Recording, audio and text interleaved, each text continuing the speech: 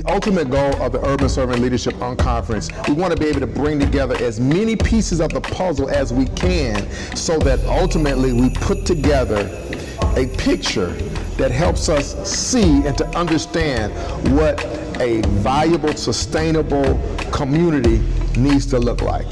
I'm here because my personal life mission is to help others help themselves. It's the epitome of what servant leadership is all about. So I wanted to come to the Unconference today so that I could discuss the Healthy Indiana Plan, which is a healthcare plan that's available to folks between the ages of 19 and 64 who have incomes at less than 138% of the federal poverty level. My name is Anita Adams. I work with Indianapolis Healthy Star. We know that there are inequalities that are happening in our community, and we work to reduce those for families. You have to be called to be a servant leader because you know that you are going to give and you may not get anything in return, and that's okay. An urban servant leader is called to do what we do. You should really research it. If you were not here, I urge you, I cannot say this enough, that you need to come to the next conference.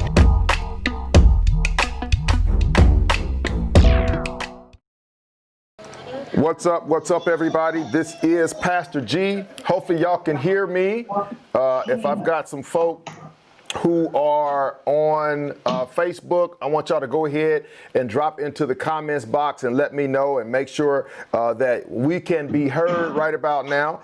It is so important today that you share. If you're on Facebook, you're on Periscope, whatever it is that you are on, I want you to share today's community conversation because we've got three awesome guests who are going to be with us today.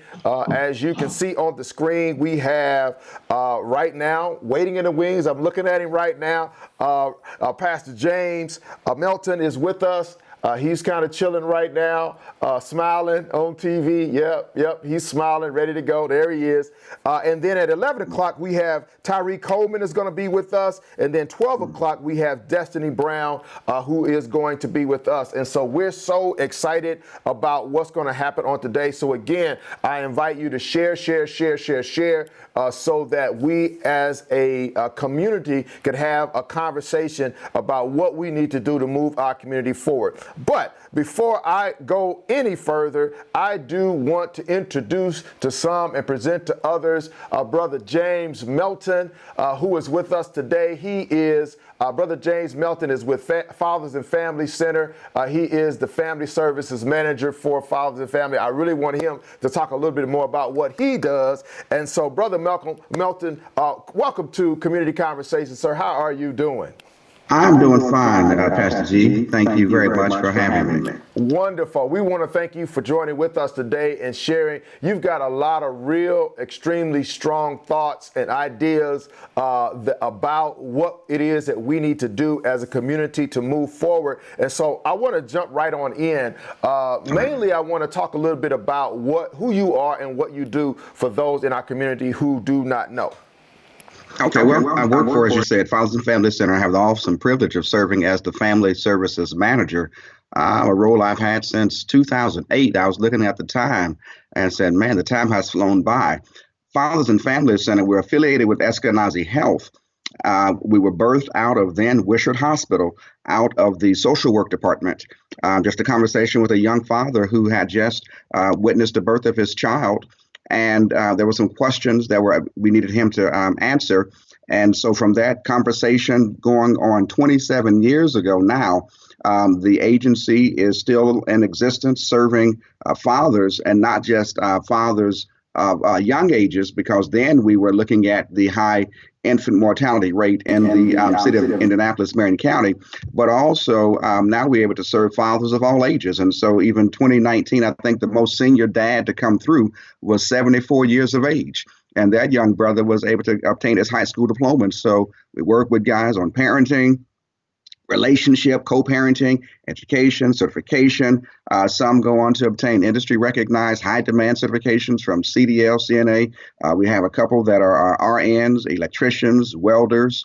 And then we have those that go on to college. And the main thing, we want dads Matter of fact, shout out Happy Father's Day to you. Happy Father's Day to all those dads, which is on tomorrow. And so we celebrate Father's Day every day, 365 days a year, because we believe the best parents are both parents, and the best parents are engaged parents. But we also serve not just dads, but we also serve the women in their lives. We've had fathers, wives, girlfriends, mothers, daughters, sisters, significant others to come through and obtain the services that the center offers, whether it's counseling, educational opportunities, employment services. And so the same services that we extend to fathers primarily, we also extend those services to the women that are part of the dads' lives. Wow, that is so awesome. Now, clearly, we are in a season right now where there's a lot going on with regard to the unrest in the streets. And okay, you're dealing with fathers and families, right? And so Yes, sir. If we think about fathers, that means that these are men. I'm assuming that the majority of those that you deal with are African American men. Many of the things that you just described were some of the social dynamics that a man who has not gotten a high school diploma or maybe not graduated from college and not been able to take advantage of some of the opportunities, whether that be through incarceration and things like that. How has the climate that seems to have a vice grip on the neck of the African American male impacted the work that you do at fathers and families? You know what?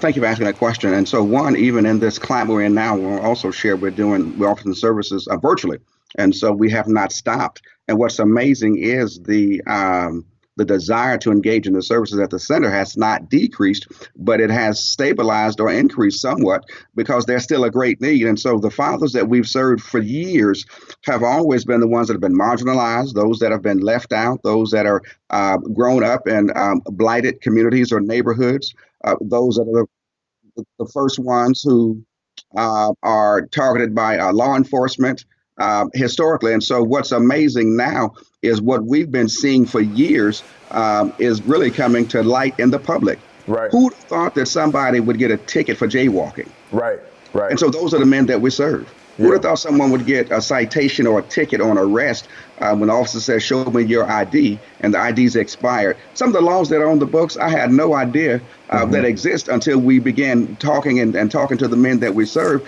and saying, you've got to be kidding me. And so what we're seeing now is just a manifestation publicly that's been going on in our communities for years.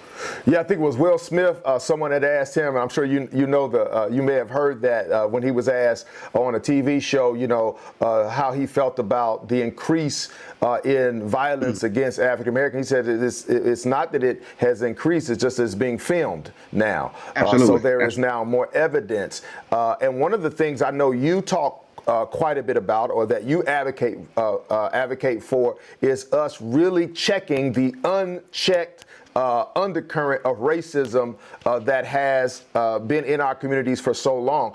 How, as you were doing the work that you were doing, what was your mentality, and where did you find the courage and the fortitude to focus in on fathers and men when you saw sort of this undercurrent? What we all knew was there, but it seemed like as we were yelling, everybody was so tone deaf to what we were screaming. How did that impact you? Maybe you've got children. You got 4 children, I believe, correct? Three. You got 3 children. How did seeing or knowing that this undercurrent of racism exists, how did seeing and knowing that, how did you maintain hope? How did you maintain focus on the work when you see it almost every day walking through the doors, the repercussions of this undercurrent of racism? And as that, what's amazing is one, you and I and most of us in our community realize we stand on the shoulders of some great men that have really come before us, whether family members. I have a wonderful father, a grandfather in my life, uncles in my life, father-in-law before he passed in my life. And so I have been blessed to be surrounded by some wonderful men and brothers in my life, especially the faith community, and so that plays a pivotal role in what we see now. And because of what they invested in me, there is an obligation to invest in not just the next generation, but the generation that has been forgotten about. And so, absolutely, and so there is and an undercurrent, and I appreciate bringing Will Smith, that has always existed. But what's amazing, the intersection of timing and this injustice, it crossed paths at the right time when folk really couldn't go out and do what they normally would be doing. And so the attention has been so focused on not just black folk in the community, but those that are white folk, brown, Asian, that are looking and say, you know what, I don't believe this is taking place. I don't believe this is happening. And so what's amazing is the generations that have come before us, those brothers and sisters, I might say,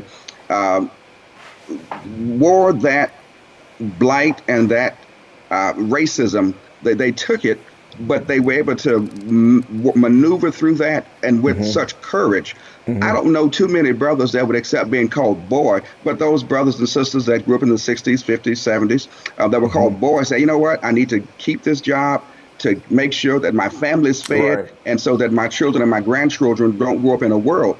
And so what's unfortunate, most of us are not being called boy to our face, but in the policies that exist, they're still calling us boy. The distance from the time I leave home to go to work, it's about a 45-minute hour commute.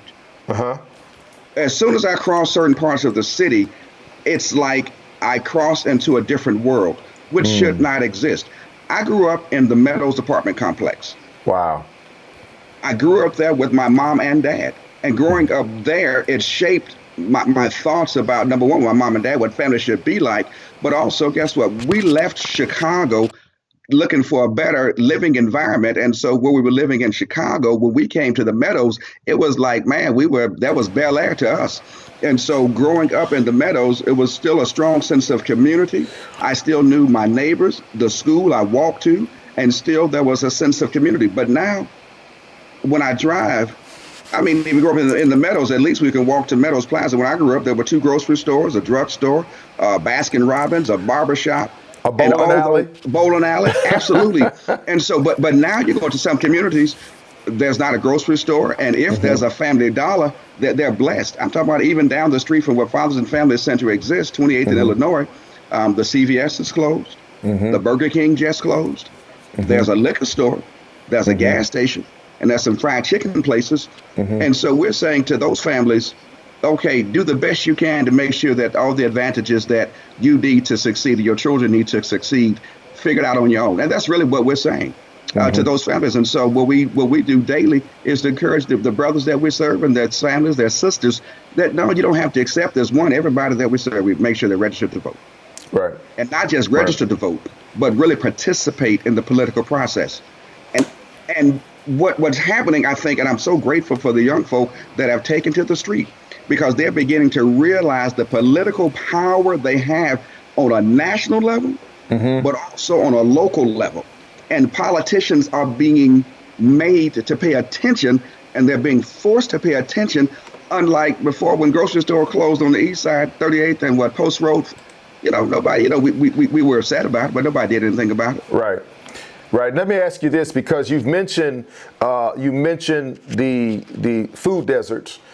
You've also mentioned politicians and being a part of the political process. My assumption is you mean not only voting, but also being an educated voter, voting and then holding our elected officials accountable for what we have voted them in office to do. But let's expand that out, and let's talk about real quick the fact that as you see people coming in, you're seeing a multiplicity of social issues playing out right in front of you. That is not only is that health disparities, because many of those young men that come in, research shows that they'll live 7 years less than everybody else because of many issues that we are now bringing with us into our old age. Also, we're dealing with not only health disparities, we're dealing with food deserts. We're dealing with education disparities, right? We're dealing with environmental justice now. And so with so many, what I might call issues and then compounded issues on top of each other, you mentioned voting as a solution. You mentioned holding people accountable is a solution. When you've got so many issues, from your perspective, where do we begin, or where does our community begin right? And then what do we do to make sure that even the moment that we're in right now becomes more than a moment, but because it's more than 13 or 14 days of marching?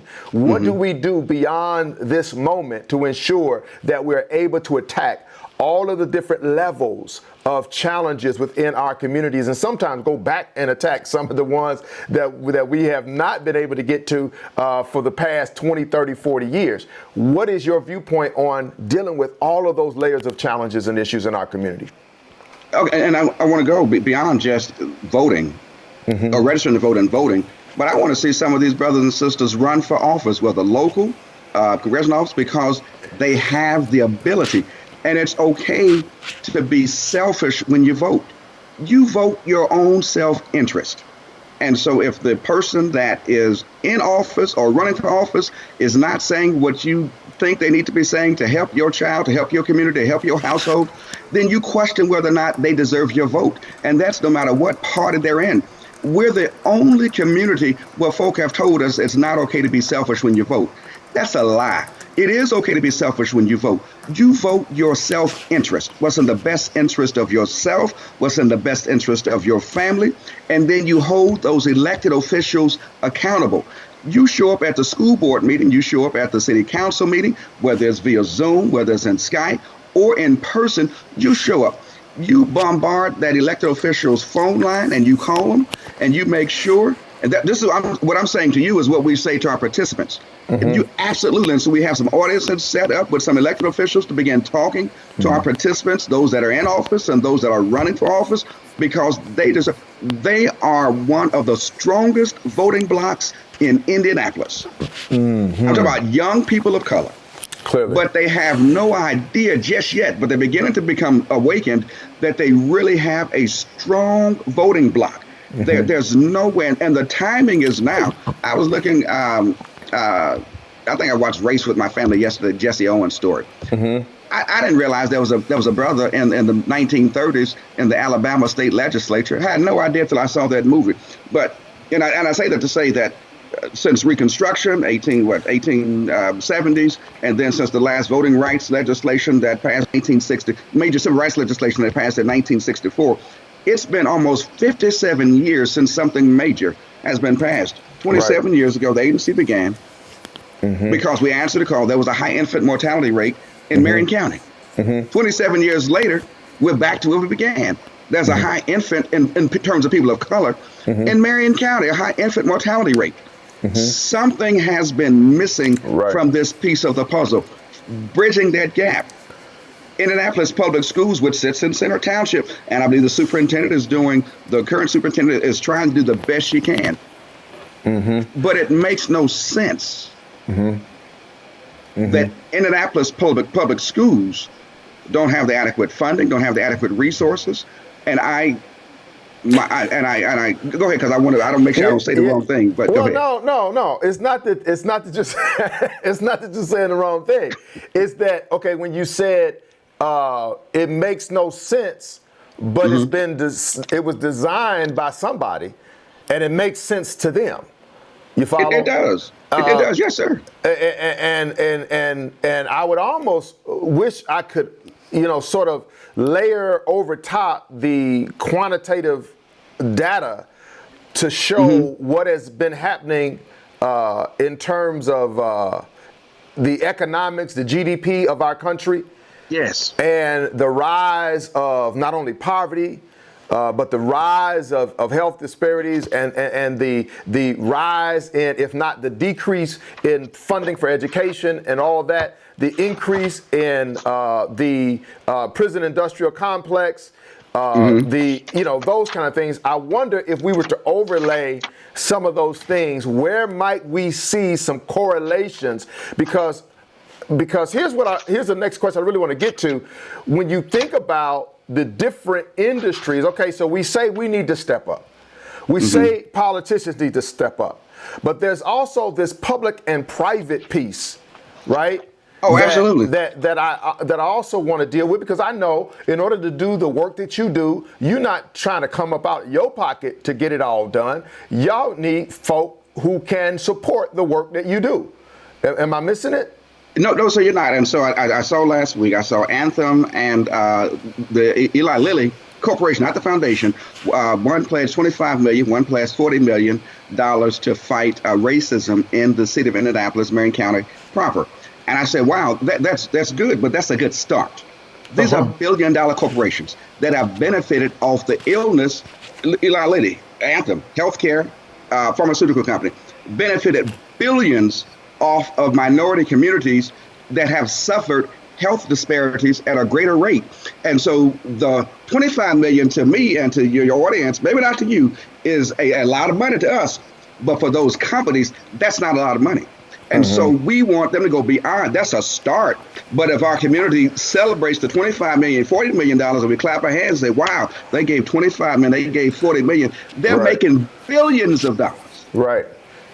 If you really want to do something, Anthem, Eli Lilly, set up a housing complex on the far east side, so those brothers and sisters that are living in hotels with their families for years because they can't get affordable housing. If you really want to do something, Anthem and Eli Lilly, put a grocery store in food deserts in our communities. But if you really want to do something, Anthem and Eli Lilly, as much as the protesting and marching has done to bring about some change, those chief executive officers can pick up the phone at any moment's notice, and they can call the mayor of the city of Indianapolis.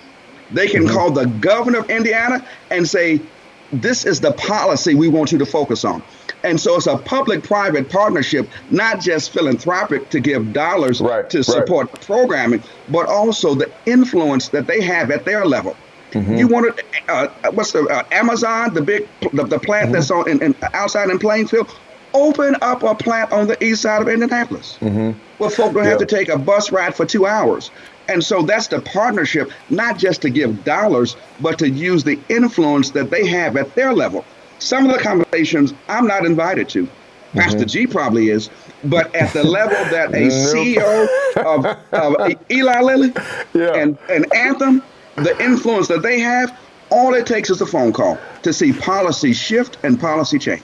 But I think that the point that you just made is, and here's where I am, I'm just going to be real. If anybody has a question, I'm watching the comments feed. You can always ask us a question. We only got a few minutes left. So if you got a question, go ahead and ask it in the comments feed, because I'm watching it right now.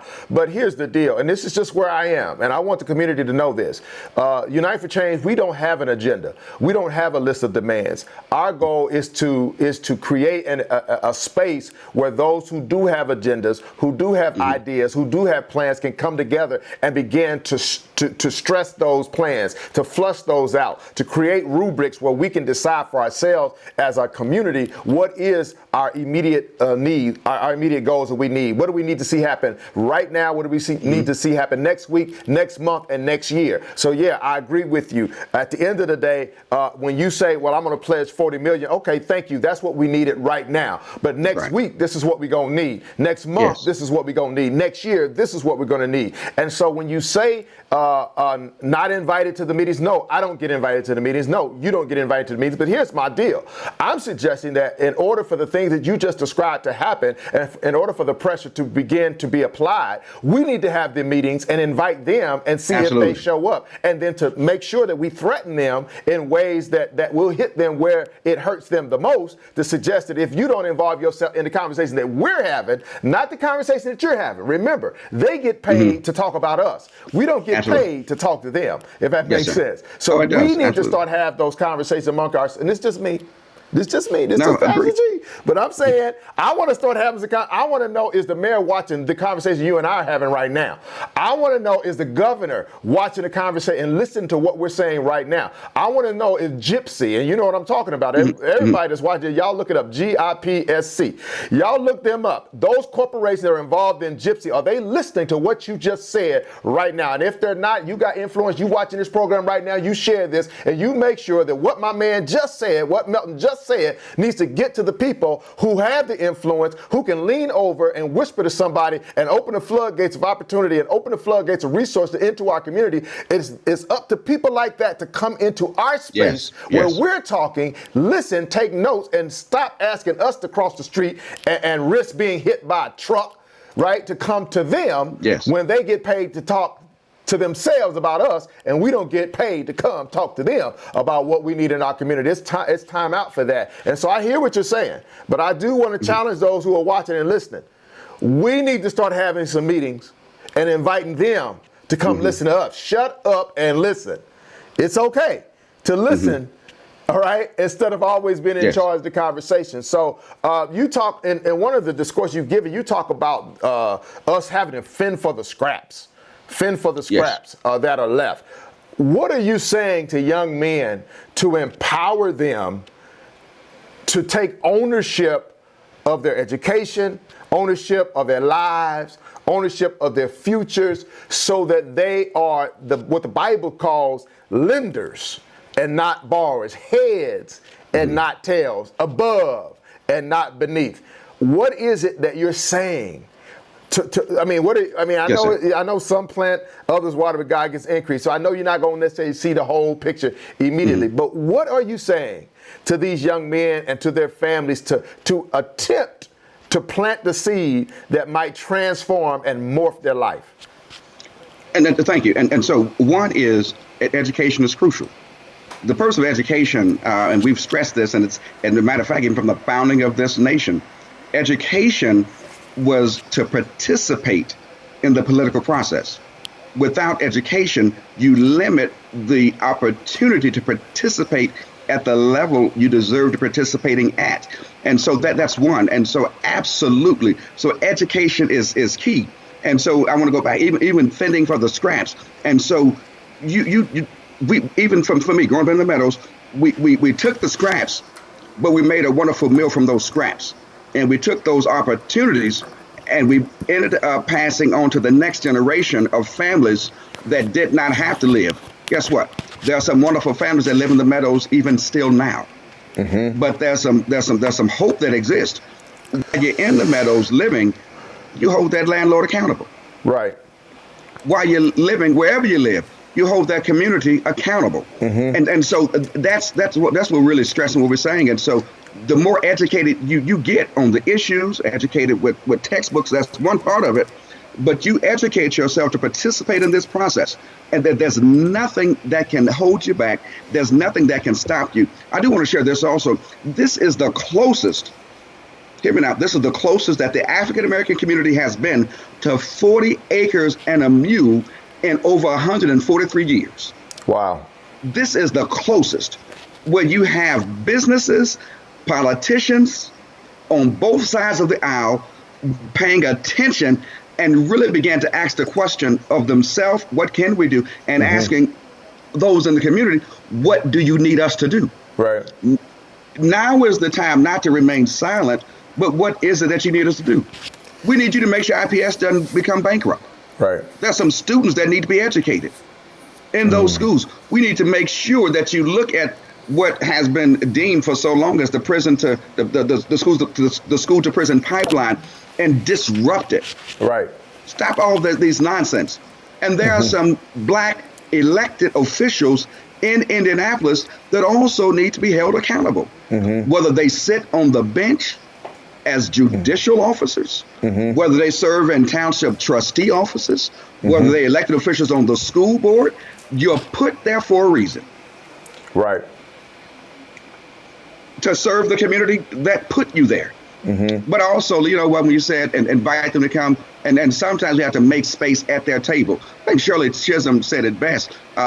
If she was not given a seat at the table, I'm paraphrasing, she said, I just brought my own chair and sat down. And so sometimes it's time for us to bring our own chair and sit down at those tables that we've been locked out of to have the conversation. I have 3 children. I have a senior in college, a freshman in college, and a sophomore in high school. There's no way they should be having this conversation about race with their children. Right. Something is wrong in 20 years down the road if we're still marching for the same. This is the moment. This is the time.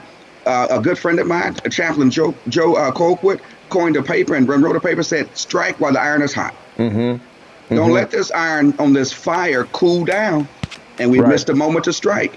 You better strike if you really want to see change for your family and for your generation that comes after you. This is the time. Yeah, so I like that, and for those who are listening, I want to thank Latoya for her comment. We did put that on the screen because she did agree, at least in one of the comments that was made about our community needing to really begin to communicate with one another. So I want to thank you for that, Sister Gardner. But you stressed education. And you also did not just suggest that it's all about formal education. You're saying that you need to educate yourself about tenant rights. You Yes. need to educate yourself about your credit score. I'm expanding on what Yes, sir. you're Yes, saying. sir. All I'm saying is that you stress education, which I think is one of the most important things that we can stress across the board. And the more educated and informed and aware you are about what's going on and what impact or what affects you, the better you are able to deal with that. Now, here's the other thing too, and I'm just going to say this. Hey, Brother Eric, Pastor Eric is listening. One of the other things is that I've always recognized that I don't know everything. Absolutely. And that in order for me to understand or to make some moves or to take advantage of opportunities, sometimes you have to seek out people who are smarter than you. Yes. And not be intimidated by their knowledge, but to use their knowledge to help edify and to build up what you need to do. So if you don't know, then you need to go find someone who does. As a matter of fact, you need to surround yourself with people who are smarter than you about the different issues that you deal with, right? So Yes, that sir. you have access to people. I think in the White House, they call it what do they call it at the White House? The president has his cabinet. His cabinet, right? yes, sir. Right. Mm-hmm. The corporation has its board of advisors, or its advisory board, or its or whatever you want to call it. But the point is that we must, if we don't know, we must seek people out in our communities who do know, and not be intimidated. Someone said, Eric Holder said, we must eliminate generational arrogance. In other Yes. words, if you're young, it is okay to surround yourself with wise old people. If you're older, it's okay to surround yourself with energized young people, right? Yes. Find people to surround yourself by, because all of that to me is education. All of that to me is becoming informed and aware of what you need to be aware of in our community. So I want to leave it on the education tip. How can people get in touch with you, brother? You know what? I'm at Fathers and Family Center. My direct line, 317-713-0169.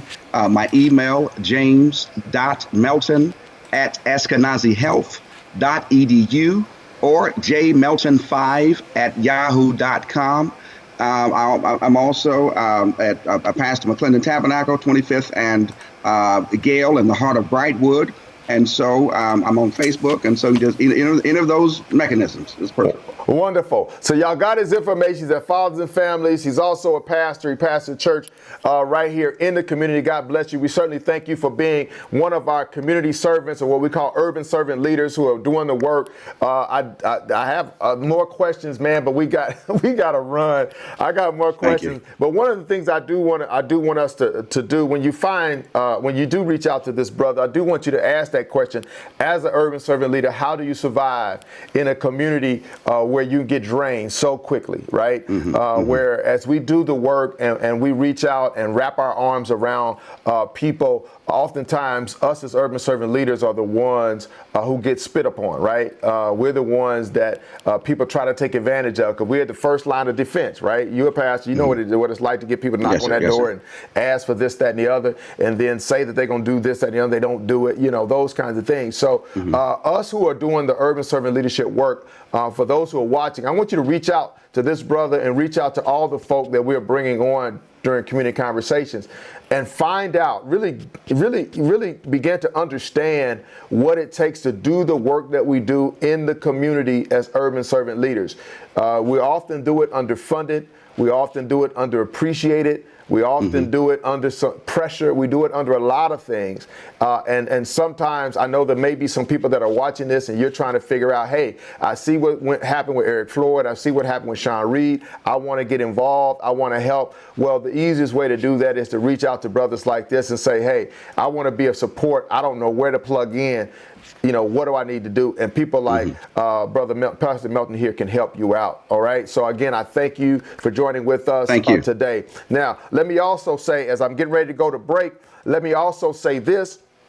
I want you, if you haven't already been to Unite for Change website, go to uniteforchange.org. Go to that page, and on that page we have a gaps and overlaps page. I want you to go there because on that gaps and overlaps page we have listed the many agendas and demands of organizations throughout the city of Indianapolis. And so I want you to go there and I want you to see what our community is asking for, what we are demanding, whether it is through the AACI, whether it's through ND10, whether it's through the NAACP, whatever organization it is. We have listed those on that page, as well as several organizations throughout the community. So if you're looking for a way to plug in, if you want to support financially, you want to volunteer, I want you to go to that page and find an area where you feel like that aligns with who I am and it aligns to my personal why.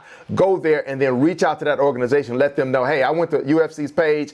I saw what y'all are doing. I want to get involved. Contact those organizations because we need soldiers to join in this fight. It's not just about marching on for 14 or 21 days. It's about us all coming together and doing what we got to do in order to advance the cause and do the things that Pastor Melton talked about today, which is more than just one area. We got a multiplicity of areas that we need to deal with. So I want you to go there. Other than that, I'm done for now. Again, remember, we got a few more individuals that are coming up. I got another young man who's going to be waiting in the wings for 11 o'clock. Brother Tyreek Holman, he's a Ball State alum, chirp. He's going to be on. So y'all hang out. We're going to hit a break, and I'll see y'all back here in just a few minutes. God bless. We'll see you in a minute.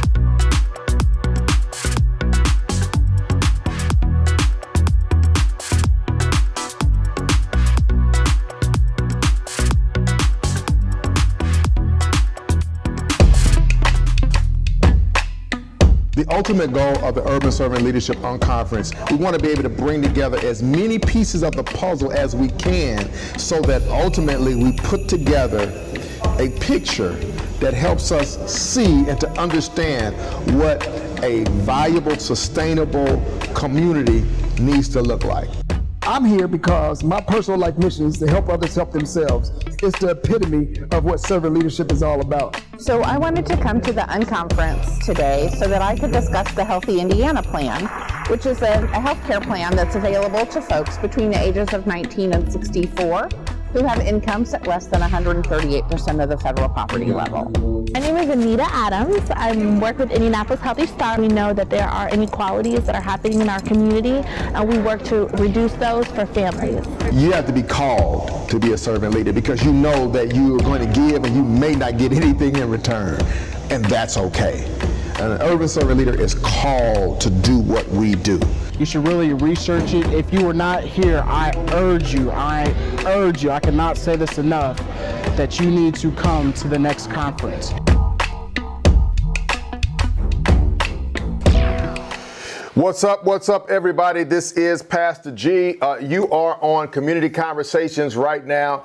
I want to just thank all of y'all for joining with us today. If you are watching right now, here's what I want you to do. I want you to jump into your chat, and I want you to share this with as many people and include as many people as you can in today's program. We just had an awesome conversation with, let me just give y'all a dose of everything that's been going on today. We just had a wonderful conversation with Pastor James Melton from Fathers and Families Centers, and now we're getting ready to hear from Elder Tyree Coleman, but I want y'all to stick around because we have community activist Destiny Brown who's going to be coming up here in just a minute, but I do want to make sure that y'all know you can ask questions. If you want to jump into the chat box, and you can ask your questions and we can get those on, but right now I just want y'all.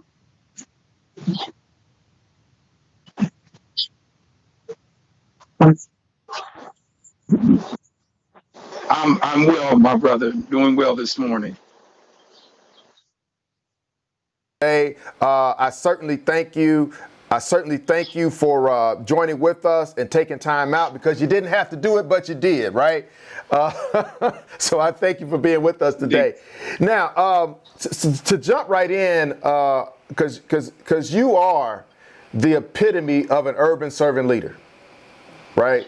You're working in the urban community, you're doing great work, but more than that, it looks like you've gone so far as to even start 7 Pillars. What is 7 Pillars? Something that you founded, is that correct? And what is it? Correct. 7 Pillars is an organization that focuses on impoverished individuals and those who have been incarcerated.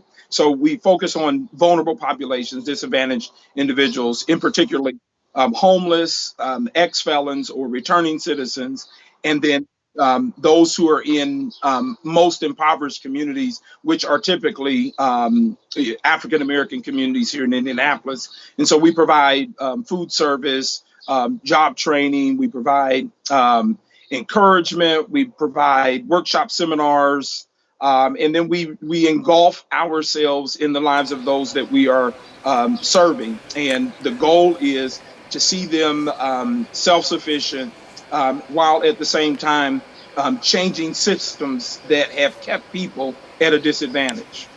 Now, I'm assuming that when you say 7 pillars, the 7 means something. Absolutely. So the 7 spirits that are in Isaiah chapter number 11, verses 1 and 2 are the foundations of what we focus on. So instead of what we call counsel in the scripture, we attach mentors, men and women of God, alongside individuals who are coming out of incarceration or coming out of homelessness to kind of walk with them through their journey. When it comes to wisdom and knowledge, of course, we've got to re-educate people. We've got to get people outside of some of these mentalities that have been indoctrinated in them, embedded. Poverty is a mindset. At the same time, it is a system. And so being able to educate and and retrain a person's mind is key and critical. And so each of those 7 components of the 7 spirits is what the 7 pillars are to literally help a person transform their life. So, I always say this whenever I talk to someone who's doing the kind of work that you're doing. You could have chosen to focus on youth mentorship. You could have chosen to focus on health disparities, infant mortality, but you chose recidivism, people that are returning to a life after being in prison. Why? Well, I have had several friends and family members who've been incarcerated, and then I spent a period of time incarcerated. And so I came out with opportunities that some others would not have already had because of my previous involvement in politics and in business. And so not everybody has that opportunity. And then seeing many people who I befriended not having those same opportunities, I said, something's wrong here and something has to change. And so, and I was a homeless teenager in this city back in the 80s. And so, those are specific reasons why I chose to serve in the capacity that I serve now with those populations in particular. So talk to me, since you have this level of experience, especially you mentioned homelessness and of course incarceration, and now you got, you take those two, you take those two dynamics and you add youth, undereducation, lack of a father's or paternal influence in a child's life, and then you add onto that systemic racism. What, from your viewpoint, from your vantage point, what do you get? So repeat the last part of that.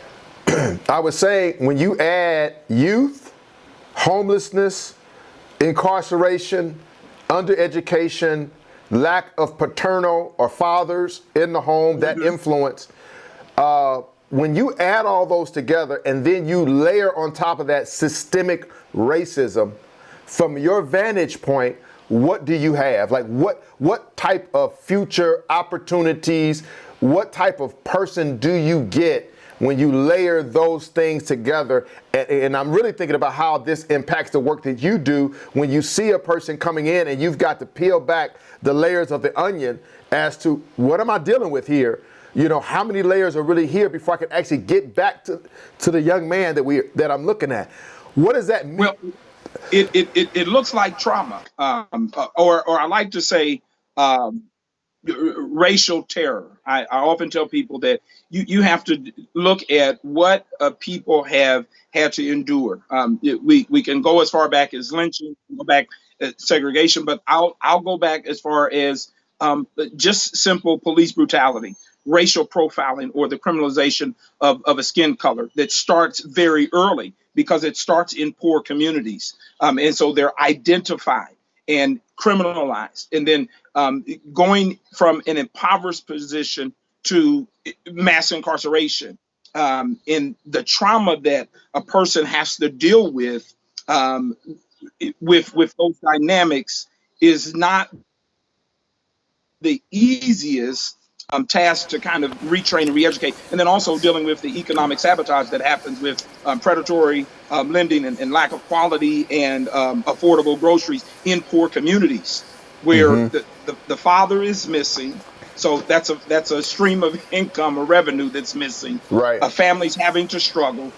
Young people are having to make adult decisions and then having to compromise in order to make those decisions just to survive. And so that's a whole layer of trauma because they're not allowed to properly grow and develop. And so dealing with all of that, I say that is trauma and terror.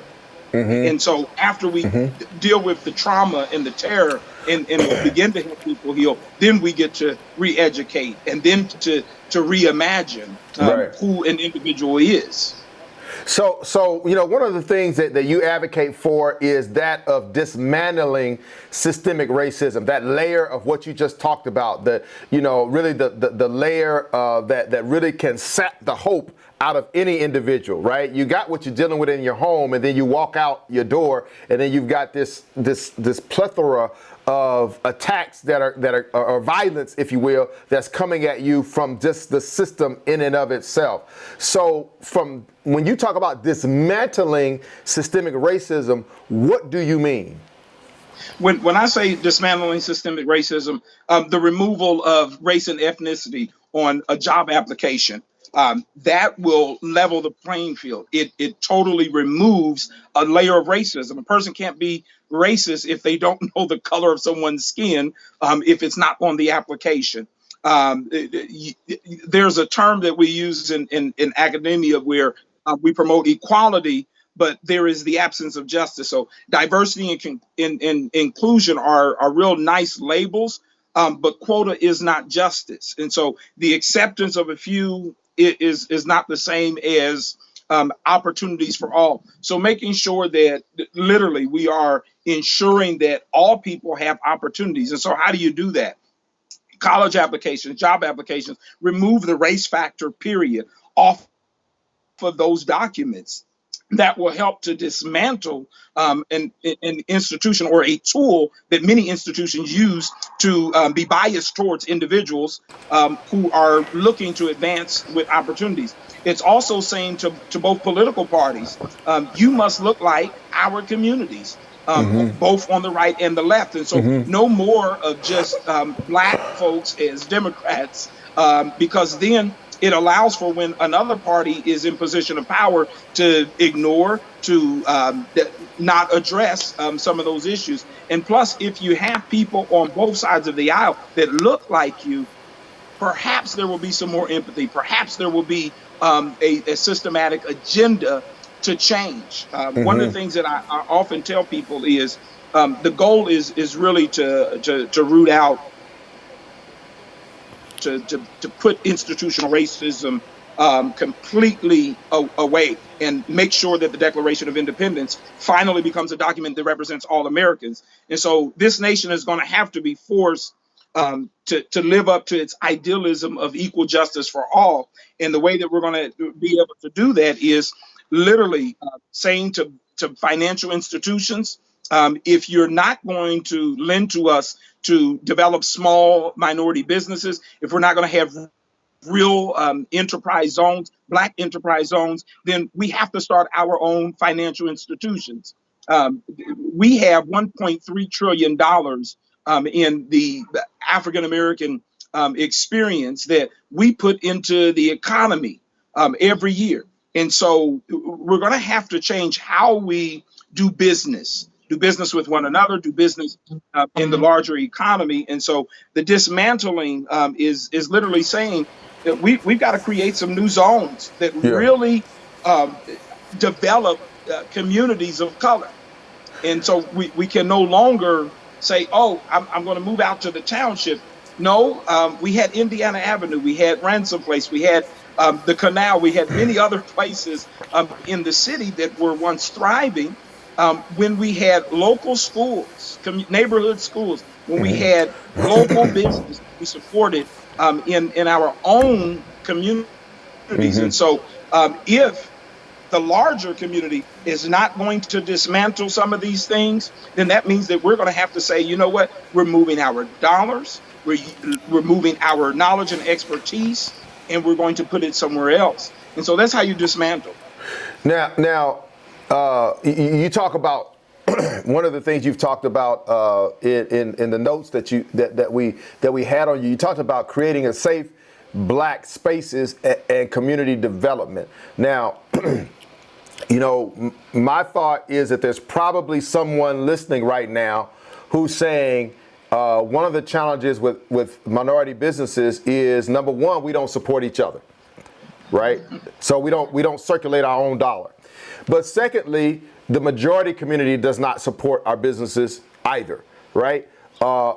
Unless they see that one of our businesses is threatening their livelihood, and then their objective is to buy our folk out in order to gobble up what we're doing, and then sort of, basically take our monopoly money and make it theirs. Let's just be real. Can we be real here? Absolutely. And so I wonder for our white brothers and sisters who are watching this interview, what would you say to them about these spaces that we are creating that are designed to not only circulate our dollar, but to also attract dollars from other communities to support the work that we're doing in our own communities? What would you say to those others who are looking at our community? I would say to allies and others that if you are really concerned about the problem of institutional racism, systematic racism, you have to now pattern yourself differently. You have to shift how you do business. If you know that other businesses support institutional racism, support bias, you should not spend your dollars there. And then you should make a concerted effort to patronize Black or brown businesses, and remove yourself from your comfort zone. It's one thing for me to be in Fishers and to live and to do business in Fishers, and then say, well, I support what's going on in the inner city, but I never go to the inner city and spend my dollar. I never go to the inner city and just sit and have conversations with individuals who don't look like me. And so they're going to have to shift and do that. But for our community in particular, we're going to have to re-educate our community. We have to create new marketing schemes to get our people to patronize our businesses. But we also got to make sure that we're training small and minority businesses in the area of great customer service. I have to be able to get good service when I come to patronize you. And so if I can't get good service, then wait a minute. Maybe they don't know what good service looks like. Maybe they don't understand customer service. And so making sure that we have entities that can train and teach small businesses to have great customer service. Because if they have good service and good product, people will come. I like that, and I think, you just spoke something into existence, and that's something we'll probably work on, not necessarily with just Unite for Change, but one of the things that we're working on called Breakout 2020, and that is a entrepreneurship, solopreneurship webinar virtual conference that we're working on right now to do just what you just said, okay? Because let's just be real, we're coming out of COVID, y'all. And coming out of COVID, some of y'all that's been furloughed, y'all ain't going back to work, okay? Or work is going to be different for you. And so many people are not only not going to have jobs, those who do are going to have to bat from behind, right? And so entrepreneurship, solopreneurship, which is different than entrepreneurship, is going to be the go-to for many of us. And the key is that, number one, you got to know what you're doing. You have to know your product. You have to know your service. You can't ask nobody to pay you to do something you don't know what you're doing. And then, like you said, be a subject matter expert. Take the time to learn your craft and learn what you do. And chances are, many folk, you're already doing it. You just have not figured out how to monetize it. You're already talking on the phone all day long. You just need to be a salesperson, right? So I hear you.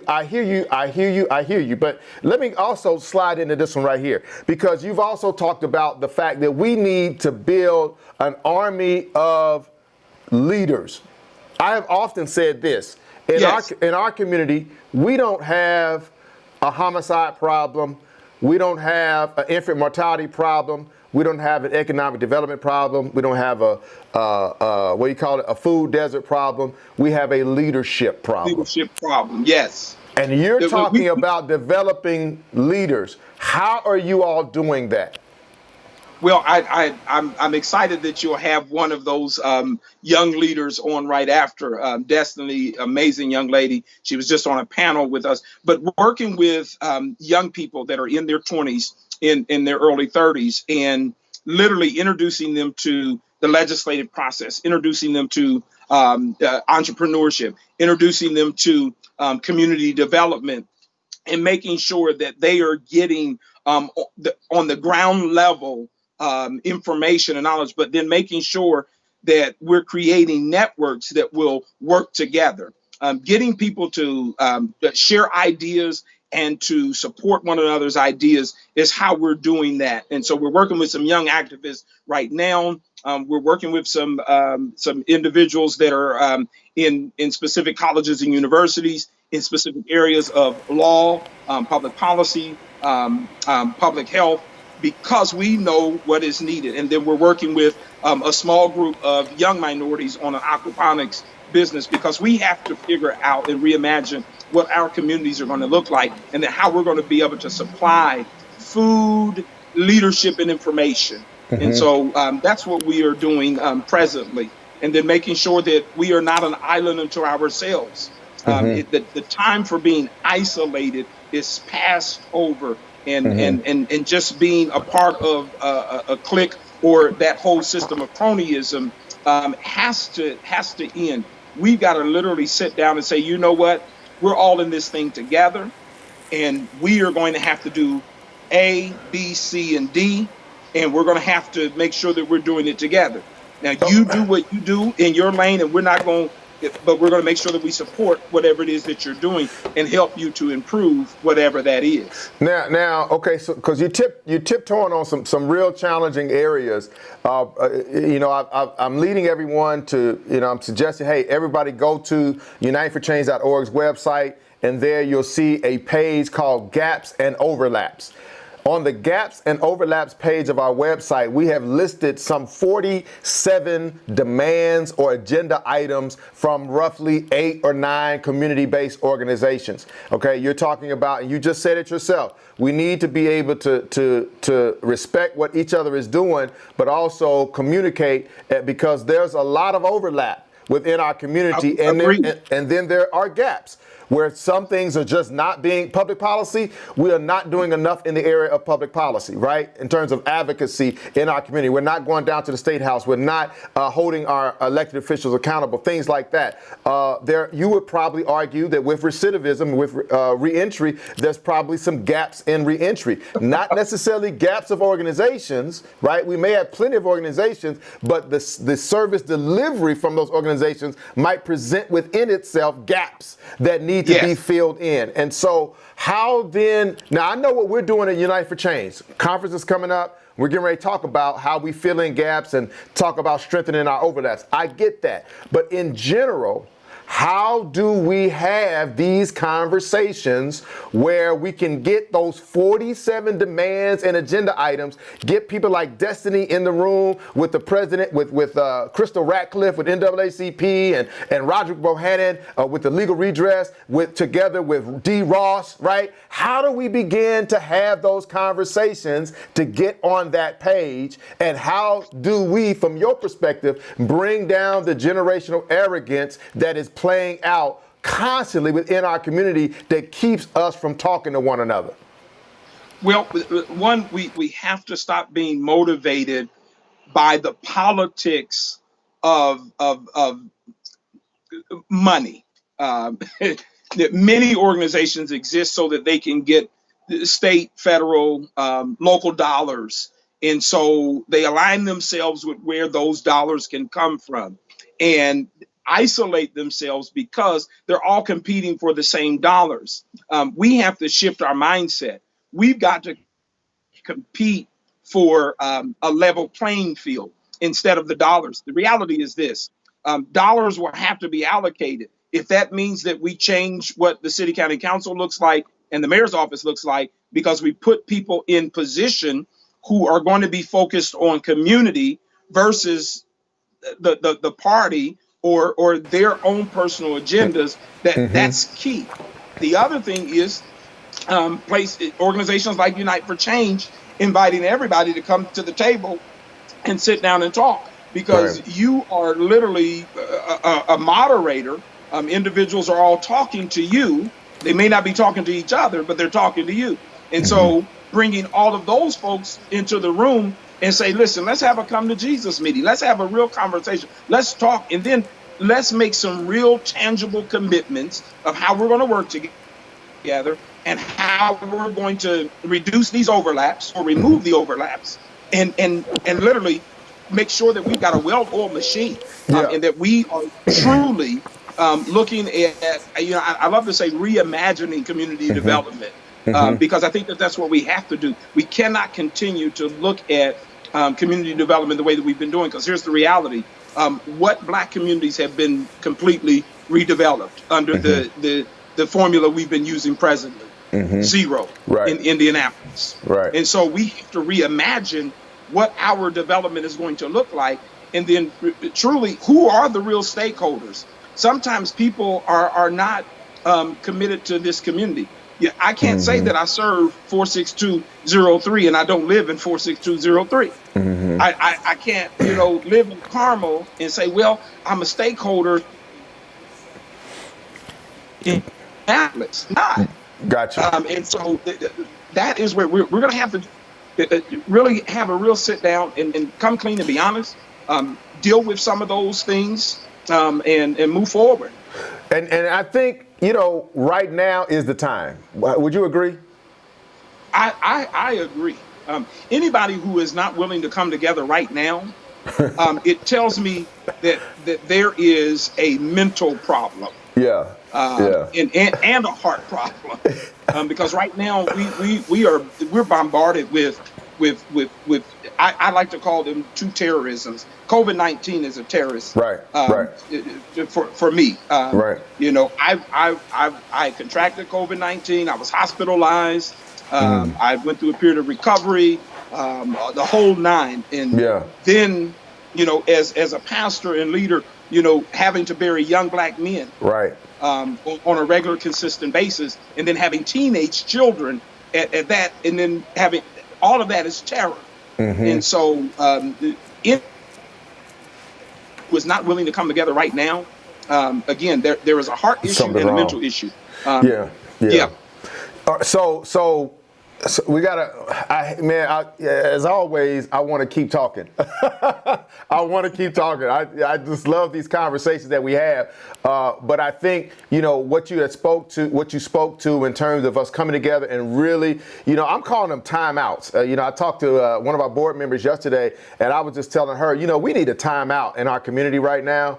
And we just need to stop and get on the same page. It's not that everybody has to agree, but I heard somebody once say that I don't have a problem with agendas as long as they're all on the table, right? Yeah. And I think we do. It is time. And if anybody's watching this right now, and I'm hoping that this conversation gets out to the majority community, our white brothers and sisters, the Christian community, right? Those who aren't Christian, those who are whatever you are, whatever faith you believe, because at the end of the day, ain't nobody gonna save us but us. So we gonna have to come together and realize that any solution that we're going to have is going to have to start with us. And that means that we got to start talking to each other.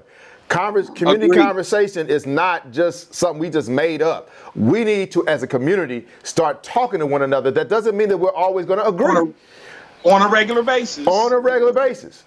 And then I'll say this too. We as a people, we're forgiving of everyone else but our own. And we're going to have to really shift that. If I can forgive an officer for shooting and killing one of mine, but I can't forgive somebody from my own community who may have been to prison or who may have done something that we felt was not right. We've got a real problem there, and if we're going to move forward, we're going to have to make sure that everyone is at the table. Who is committed to transforming our communities and building our communities up. Right. We need some show enough stakeholders who are not just in our communities but love the people of our communities. And I say it all the time. When they look at you, they have to see their brother, their uncle, their cousin, their father. That's how I see other African Americans. And I'm going to be real with you. That's how I see everybody that I run into. right? When I was teaching at Ball State, I saw those students as my children, just like I saw the students at Tennessee State that were mine. I saw them as my younger brothers and sisters, as my children. They were the same age as my children at the time. And so we have to get to a place where we do what the Word of God says, and that is love your neighbor as yourself, right? The Bible, and I don't want to go super spiritual here, and I'm gonna let you close. But Leviticus says that when a stranger sojourns with you, you must treat them as a native. And until we get to that place where we can feel comfortable to treat everyone with respect that they deserve, that right that they were born with under God in His image, we're going to continue to have problems. And that's what I'm fighting for, and that's what I'm advocating for, is that we first see each other as neighbors, as brothers and sisters, so that when I see you, I want to treat you with the same level of respect that I want to see for myself. What say you as we close out this interview? I'll use the words of James Baldwin, just because I love what James stood for. But James once said that love takes off masks that we fear we cannot live without, and know that we can live within. And so I would simply say that we've got to get back to a serious place of love. And I know that I believe this, that one of the reasons that people cling to their hate is because they will have to deal with their own pain. And I tell people all the time, love helps to heal pain. And so we have a great opportunity before us to love ourselves, to love our communities, to love our neighbors, so that we can heal from the pains that are within us as individuals, but also within us as communities from our past. Wow, man, that is awesome, and that's so profound. You're leading by, the Bible says they shall know us by our love. So nobody should know you by your hate. Nobody should know you by your zip code. They should know you by the way you dress. They should know you by your network and your balance sheet. They should know you by your love. And so I really like that. James Baldwin has good company in that quote. Because it is sure enough backed up by scripture, and I live by that one on a daily basis. Brother Tyree, I want to thank you, Elder, for joining with us today and sharing all of those nuggets. You're driving, man, your work in terms of working with those who are coming out of incarceration, your work with those young people and developing leadership skills in those young people. You said it. We're going to have another young lady on here in just a few minutes, Destiny from Ohio State. Yeah, Phenomenal. man. She's going to be on here in a few minutes. So you're going to get a chance to see a little bit of your work and your advocacy in real time in just a few minutes. So I thank you for joining with us. If I could let me see if I can give you some applause or something like that. Maybe we can do that. Well, I appreciate you for just having dialogue with community. Man, that is easy. He froze up a little bit, y'all. So I tell you what we're gonna do. We're gonna have to close this one out, man. I love having these conversations. Y'all know I could talk to these folk all day long, but we gotta call it quits. Again, we want to thank him. I want to thank my previous guest. We're gonna go to a break here for the next 30 minutes. And again, y'all gonna want to come back. You're gonna want to share the next piece. That's Sister Destiny. She's gonna be with us. Let me go back so y'all can see a little bit of who she is. Sister Destiny is about to be on. Destiny Brown. She's a community activist. Obviously, she's been working with my brother Tyree Coleman. She's done some great work here in the city of Indianapolis. We're going to have her on here in just a few moments. So I want y'all to stay around. Remember, if you have not registered or RSVP for the upcoming Urban Servant Leadership Unconference, jump over to uniteforchange.org. I think it's on the right here. that web address, jump over there, go ahead and register for the Unconference. It will be virtual this year. We are going national this year, so we're bringing speakers in from all over the country. We're going to hear about great ideas that are happening throughout the city as well as throughout the country. So you're going to want to do that. Register and right now, go there. Also, hit that gaps and overlaps page so that you are aware of what other community organizations are doing throughout the city to advocate for change in our community. God bless y'all. I'm going to go ahead and go out with a little music. Brother Tyree, peace. We'll see you in a few minutes.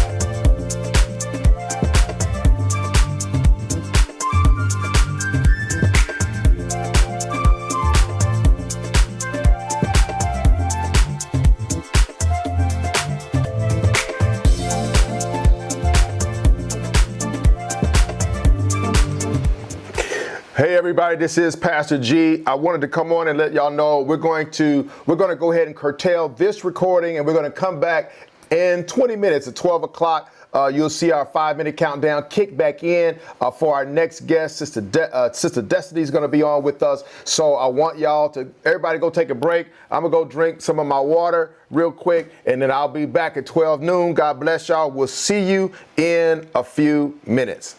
Peace.